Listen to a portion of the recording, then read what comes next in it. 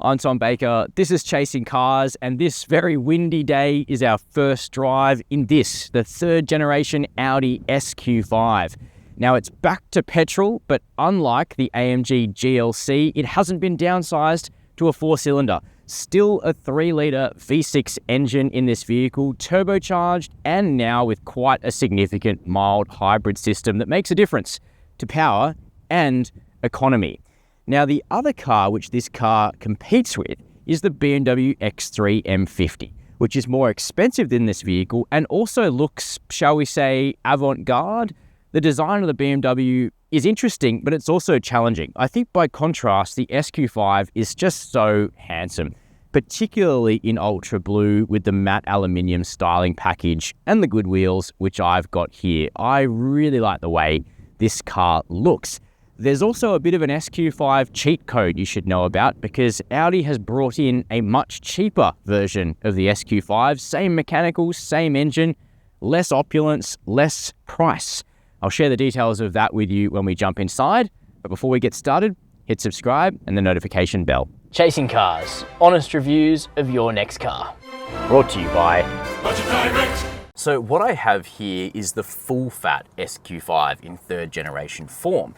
But Audi has introduced for at least one model year the SQ5 Edition One, which is a stripped back version of this car, which doesn't have as many opulent luxuries inside, but it offers a big saving on the price. The Edition One, $106,000 before on-road costs in Australia, which is miles cheaper than an X3 M50i and especially an AMG GLC 43. But then if you go up to the full-fat SQ5, 122k plus on-roads, you are getting full spec on this car, just about. I'll show on screen here what the differences in spec are between the two SQ5s, so you can consider which one you like best. Now this car does have a couple of option packages on it, namely the $5,700 Tech Pro package, which gives you some niceties like power steering column adjustment and the cool digital OLED rear lights where you can alter the light signature. But frankly, most people probably don't need that pack. Metallic paint is included, which is good. The carbon inlays cost about $1,000. Personally, I could live without it. The one thing you'll want is the adaptive air suspension. It's about $3,000, but it makes this car ride so much better. So I think you'll want to do that. I personally would. We're sitting on Napa leather here, comfortable, firm sports seats, one-piece back on it, loads of electric adjustment, heating, cooling, and massage in this version of the SQ5, and a flat bottom steering wheel with perforations. There are haptic controls, but they actually are quite easy to hit and defined with a little grid, so not as difficult to use as some rivals. And we're linked in here to a very different infotainment system to the old SQ5. 14.5-inch touchscreen over here is the main thing. It's all touch driven, but thankfully the touch targets themselves are really big. The system is extremely snappy, has a new electric architecture behind it, permanent climate controls on screen. It all actually works relatively intuitively. I don't have much of a problem with this. Still a nice volume dial down here, but unfortunately an overabundance of piano black around the place, which I would like to see Audi scrap in future and go back to matte finishes, probably a bit more knurled aluminium, things like that, what we used to know from Audi of old. Passenger screen over here unfortunately dominates this half of the dash. Personally, I don't see passenger screens as particularly useful, and my passengers never seem to use them for very long before just going back to their phone. And unfortunately, it's permanently in the dash, so instead of having nice trim, more piano black over there. Oh well. Plenty of storage, however, cooled wireless charging, big cup holders, big door bins, nice adjustable armrest here so you can get into a solid driving position in this car. So all in all, while some of the materials aren't as good as Audis of old, the build quality feels excellent, and frankly, the tech is easy to interact with. So let's check out row 2. In row 2 of the SQ5, what you'll find is ample space to carry 2 adults or tall teenagers. For myself at 6 foot or 183 centimeters, I have adequate headroom, good leg room, good tow room. Big transmission tunnel here means that a 5th passenger is going to be pretty uncomfortable, so you'll want to avoid that most of the time. Instead, you can deploy an armrest, 2 cup holders, air vents, high-powered USB-C ports are standard. You can get heated rear seats, which this car has as part of the Tech Pro option, but as standard, they are not heated. Soft-ish materials on the doors back here, nice sort of Dynamica inserts in the doors gives a bit of warmth. You will notice we are on a black interior in this SQ5. The other option at no cost is a dark red, which I probably would do just to break up some of that dark theme in here. On the whole, the seats are comfortable in row 2, but the SQ5 is not the biggest performance SUV out there. If you are planning to carry rear-facing child capsules, for instance, you will need to check that they fit before you buy this car. Moving around the back of the SQ5 now, I think there's a lot to take in. This is a great blue. Ultra blue is an appropriate name for it. Because this vehicle doesn't have a black package on it, the Audi rings are actually white. Bit unusual. I probably would just prefer silver, but it's either white or black for the Audi rings now. But because we do have the matte aluminium package, we get this silver garnish down here, which I just think looks better than the black on the new Q5. Because if you don't have the silver, you just have this odd black section at the back of the car for no real reason. This looks better. Those quad pipes, they are real, or hot pipes as Audi calls them. They make quite a cool sound.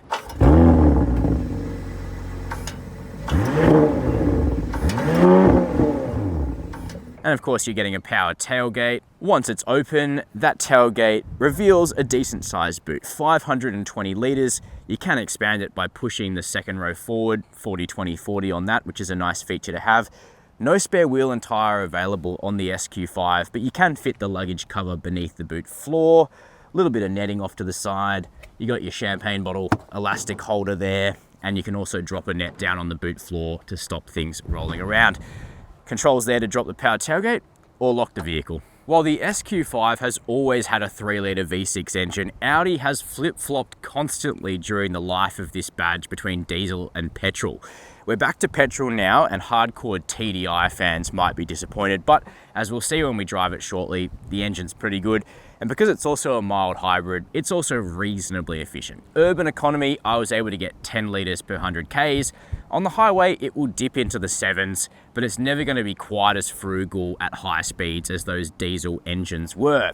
Servicing pricing is on the screen now. It's the same price as the old SQ5, and the warranty on the vehicle and the mild hybrid components is 5 years with unlimited kilometres. All right, time for our first drive in the SQ5, 3rd gen. Let's listen to it for starters. Still sounds good. Now, the old TDI, and it was originally a TDI, the SQ5, then it became petrol, then back to diesel. The TDI sounded mean because it had a really bassy engine note. But frankly, the 3-litre V6 that Audi puts in this car and also in the S5, Sportback and Avant is a nice sounding powertrain. Raspy, but also it has a crackly overrun in the SQ5. And I can't quite figure out whether it's simulated or it's real. And I gotta tell you, I've kind of got to the point in 2025 where I no longer really care that much because Audi has made this car sound good, and we now live in a world where we've got combustion, electric, plug-in hybrid, all of which have their merits. But for a mild hybrid combustion sports SUV like this, I just want it to sound cool. That's the differentiation from something like a BEV, and the SQ5 gets it pretty right. It sounds good, and it's also good to drive, and there's quite a lot of differentiation between a standard Q5 and an SQ5. Not just the powertrain, which is a 3-litre single turbo petrol V6, 270 kilowatts of power, 550 newton meters of torque, 4.5 seconds 0 to 100 the claim, and it feels nice and punchy and rapid everywhere in the real world. It's nippy in urban spaces, and it feels muscular and strong on the highway or on country roads. Now, this particular test car has the 21-inch wheels, but it also has the adaptive air suspension, which is a transformative option package for the vehicle. Now, don't worry that in the background of this shot you can see urban areas and roller coasters at SeaWorld here in Queensland.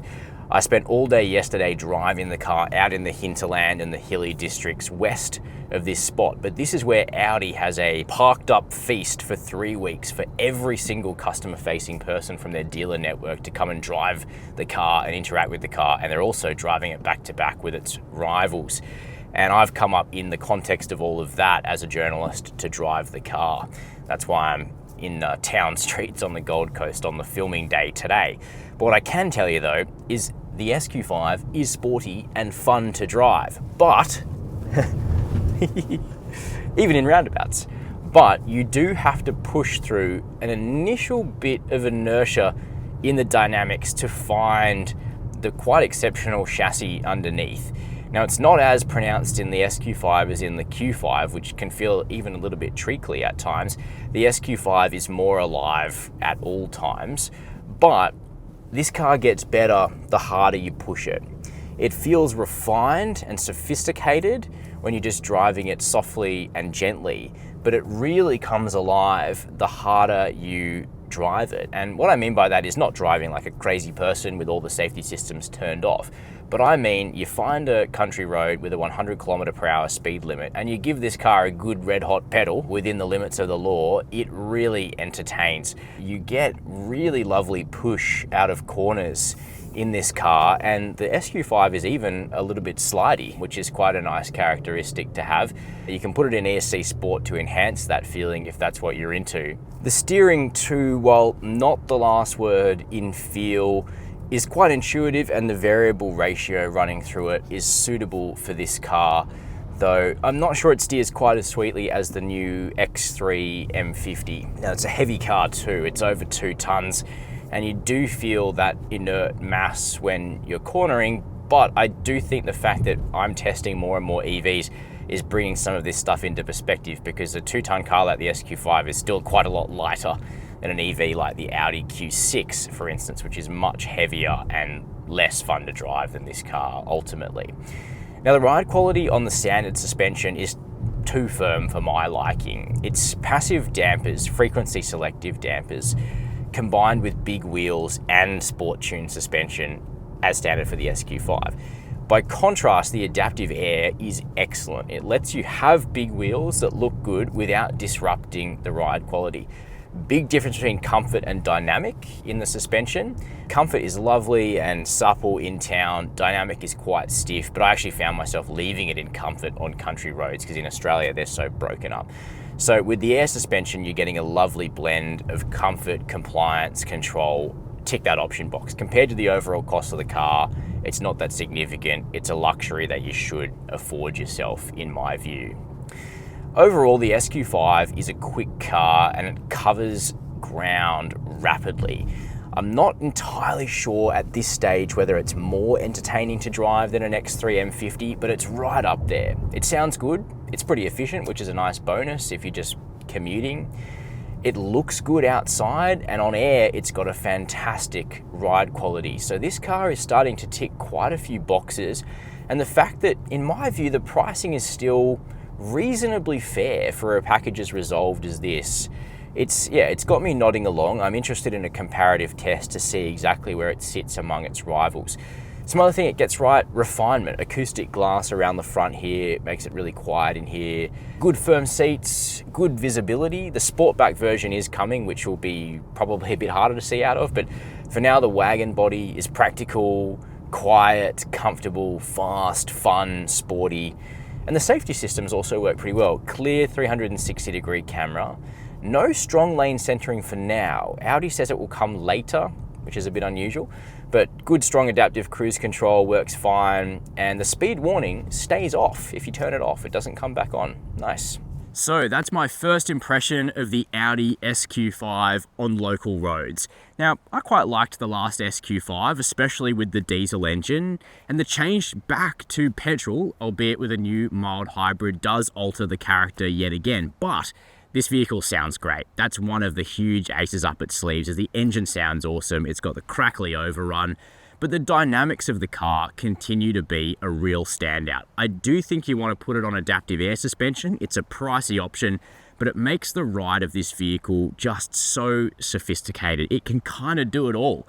It can carry 4 adults, it can corner extremely well, it's got entertaining dynamics on the limit, it rides well on air, it's fast, it's reasonably efficient, and lastly, I also think it looks pretty good. Is it better than a BMW X3 M50?